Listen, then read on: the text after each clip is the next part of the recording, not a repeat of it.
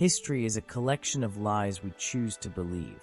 We all know the story of the 300 Spartans, the beautiful death, the golden shields, the king who fell so a legend could live. But there is a reason you were told that story and not the one that came after. Cultures remember the sacrifices that look like nobility. They are slower to remember the parts where they won completely, totally, and with a precision that left an empire paralyzed.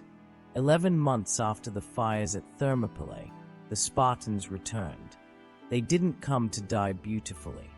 They didn't come to make speeches. They came to collect a debt in a currency the Persian Empire had never encountered.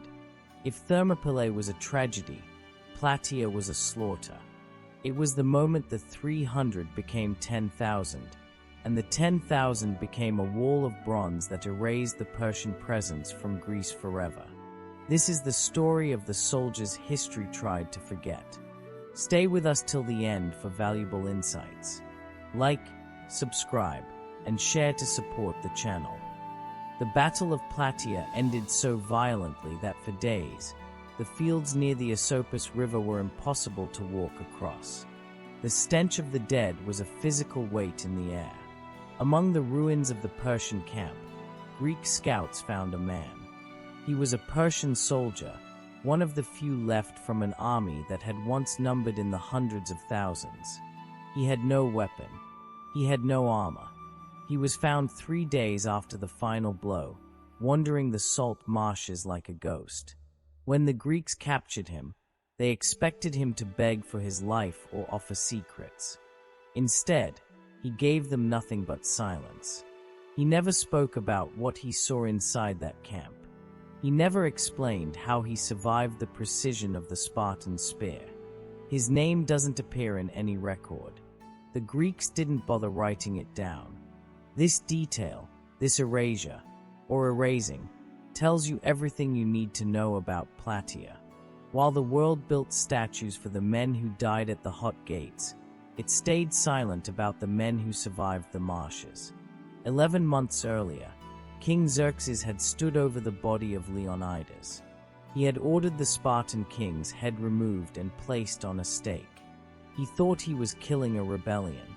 He thought he was teaching Greece a lesson in fear. But he was actually doing something much more dangerous. He was giving the Spartans a reason to abandon their caution. The Persian army had rolled south, burning the sacred temples of Athens and turning the Acropolis to ash. They believed the physical city was gone, and with it, the Greek will to fight. They were wrong.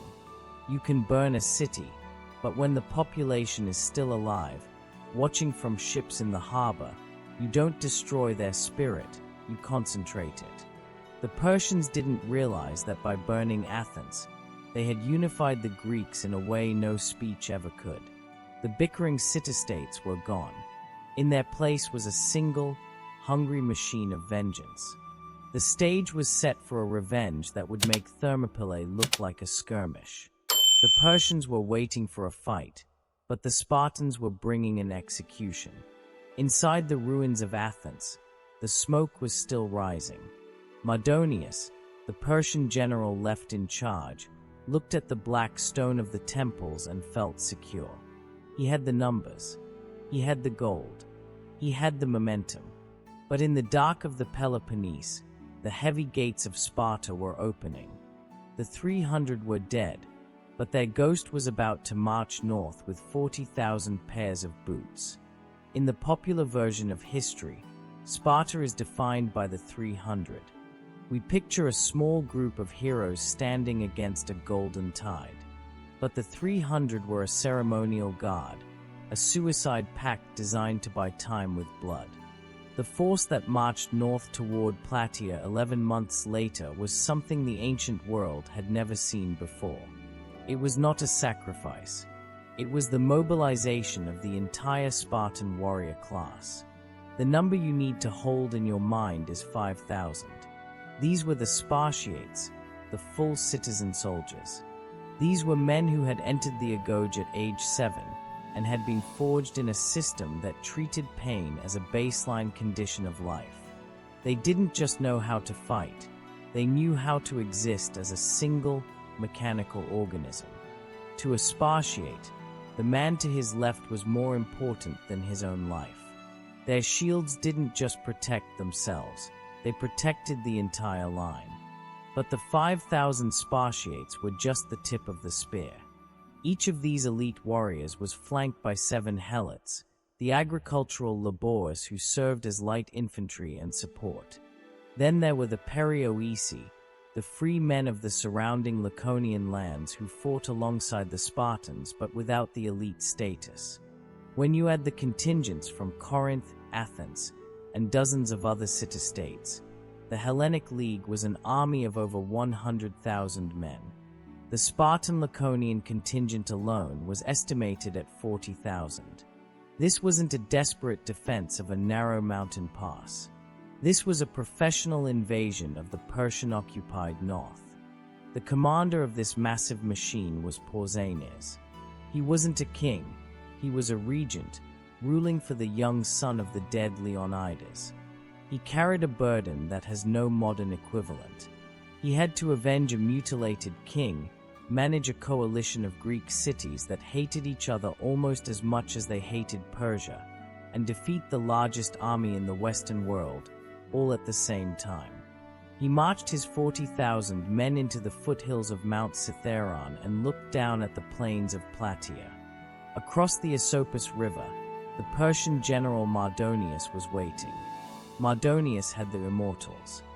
He had the finest cavalry in the world, men on horses who could strike and vanish before a spear could be leveled.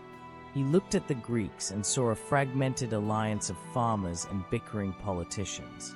He didn't realize that the 40,000 men standing in the hills weren't there to negotiate or die beautifully. They were there to end his empire. As the Spartan line settled into position, the sound of 40,000 shields hitting the dirt echoed across the valley. It was the sound of a debt being called in. The Persians were used to fighting nations that feared them. They were about to fight a nation that had forgotten how to feel anything but the rhythm of the march. The Battle of Plataea was not a sudden explosion of violence. It was a slow, agonizing test of nerves. For 11 days, 2 of the largest armies in the ancient world stood on opposite sides of the Asopus River, staring at each other. This was not the drama of a Hollywood movie. This was the reality of ancient warfare. It was a game of chess played with tens of thousands of lives, where the first person to blink would likely be the first to die. Pausanias had positioned the Greek army on the high, broken ground in the foothills of Mount Cithaeron. He knew his advantage. The Greek hoplite was a heavy infantryman, designed to fight in a tight wall of bronze. In the hills, the Persian cavalry, the greatest threat to the Greeks, couldn't charge effectively. The uneven rocks and steep slopes acted as a natural shield. Pausanias was waiting for Mardonius to lose his patience and attack the uphill position. Across the river, Mardonius was doing the exact same thing. He was a veteran commander, and he knew that if he could draw the Greeks down onto the flat plains, his Bactrian and Persian riders would tear them apart. He had the immortals, his elite guard, and a massive force of Greek allies from Thebes who had sided with the empire. So, for over a week, the two sides watched. They watched the sun rise and set over the river. They watched the dust clouds stirred up by scouting parties. And they waited. But Mardonius was not just sitting idle. He began a campaign of attrition. He sent his horsemen on lightning-fast raids to intercept the Greek supply lines coming through the mountain passes. They burned wagons of grain and slaughtered the pack animals. But his most devastating move was aimed at the Greeks' most basic need, water. The entire Greek army of over 100,000 men relied on a single source called the Gargantuan Spring. Mardonius's cavalry eventually found it. They didn't just guard it, they destroyed it. They rode their horses into the water, collapsed the earthen banks, and choked the spring with filth and debris. In the sweltering summer heat of August 479 BC, the Greek army suddenly found itself with no food and, more importantly, no water. Thirst is a different kind of enemy. It doesn't have a face, and you can't kill it with a spear. It breaks the discipline of even the bravest men. By the 11th night, the Greek camp was a place of desperation. Pausanias knew he couldn't stay. If they stayed, they would die of dehydration before a single Persian arrow was fired. He called a council of war in the dark. The decision was made. They would execute a night withdrawal to a better position near the town of Plataea, where there was a fresh water supply. But moving 100,000 men in total darkness without GPS or radios is a recipe for disaster. As the sun began to dip below the horizon on that 11th day, the Greek alliance began to fracture. The plan was to move in 3 massive columns, but in the shadows and the silence, the coordination began to unravel. The standoff was over, and the chaos was about to begin. Moving an army of 100,000 men in the pitch black of night is not a maneuver. It is a gamble with extinction. As the sun vanished behind the peaks of Mount Cithaeron, the Greek alliance began to move. The plan was simple on paper. 3 columns would pull back to a new line near the town of Plataea, where the water was clean and the ground was defensible. But history is rarely decided by simple plans. It is decided by the friction of human ego and the terror of the dark. In the center of the Greek line, the allied contingents from smaller city-states began their march. In the darkness, panic is contagious. Instead of stopping at the agreed-upon secondary position, these units kept walking. They didn't just withdraw, they drifted all the way back to the walls of Plataea itself, miles away from where they were supposed to be. The center of the Greek army, the heart of the formation, had effectively vanished before the sun even rose. On the left wing, the Athenians were waiting for a signal that never came. They were elite soldiers, but they were also suspicious. They didn't trust the Spartans to lead them, and they refused to move until they were certain they weren't being abandoned. They stood frozen in the dark, caught between a retreat they didn't understand and an enemy they couldn't see. But the real crisis was happening on the right wing, with the Spartans. Pausanias, the commander-in-chief, gave the order to move. Most of the Spartan officers obeyed, but one man stood his ground. His name was Amompharetus, and he was a veteran commander of a Spartan lochos. In the Spartan code, there was no word for strategic withdrawal. To Amompharetus, moving backward was a retreat, and a Spartan did not retreat. As the rest of the army prepared to slip away in the shadows, Amompharetus picked up a massive stone from the ground with both hands. He slammed it down at the feet of Pausanias. He declared that this stone was his ballot, and his vote was to stay and fight.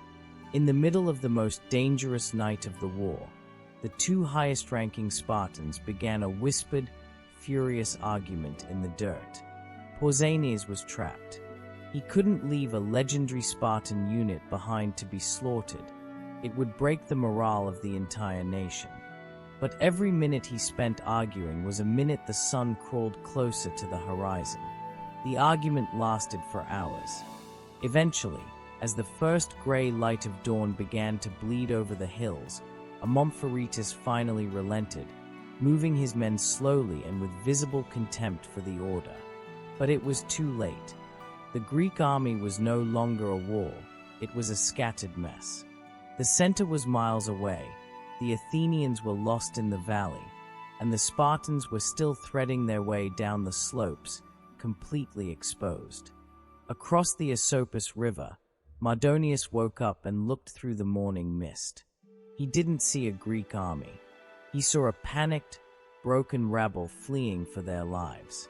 He turned to his generals and smiled. He believed the war was over. He ordered his cavalry to cross the river. He didn't realize he wasn't chasing a retreating army.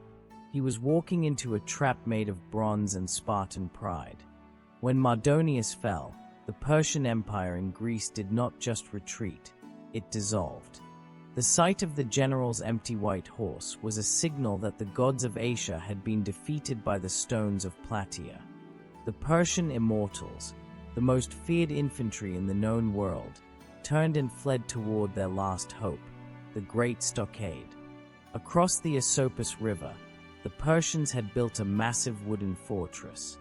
It was a city of timber, designed to hold tens of thousands of men, their supplies, and the immense gold treasury of the king. As the Spartans and Tegeans pushed forward, the survivors of the Persian line scrambled over the wooden walls, slamming the gates shut. They believed that behind thick wood and sharpened stakes, they could hold out until reinforcements arrived from the east. They were wrong. The Spartans reached the walls first, but they faced a problem. The Spartans were masters of the open field, but they had never been trained for sieges. They stood at the base of the wooden walls, their spears useless against the timber. But then, the Athenians arrived. Having finished their own brutal fight against the bands in the valley, the Athenians brought with them the technical aggression of a naval power. They didn't just attack the walls, they began to dismantle them. With the efficiency of engineers, the Athenians tore through the fortifications. A section of the wall groaned and collapsed, and the Tegeans were the first to pour into the breach. What followed inside that enclosure was not a battle. It was a systematic execution. The Persian soldiers were trapped. There were too many of them in too small a space to form a line or swing a sword. They were a mass of terrified humanity, hemmed in by wooden walls and the advancing bronze shields of the Greeks. The ancient historian Herodotus records that of the hundreds of thousands who entered that camp, only 3,000 survived the day. The rest were slaughtered in the mud, their blood mixing with the dust of the camp until the ground became a red marsh.